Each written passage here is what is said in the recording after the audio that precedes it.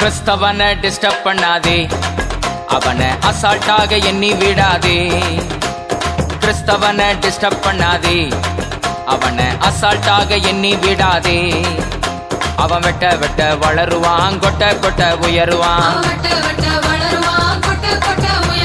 கிறிஸ்தவனை disturb பண்ணாதே, அவனை அசால்ட்டாக எண்ணி விடாதே.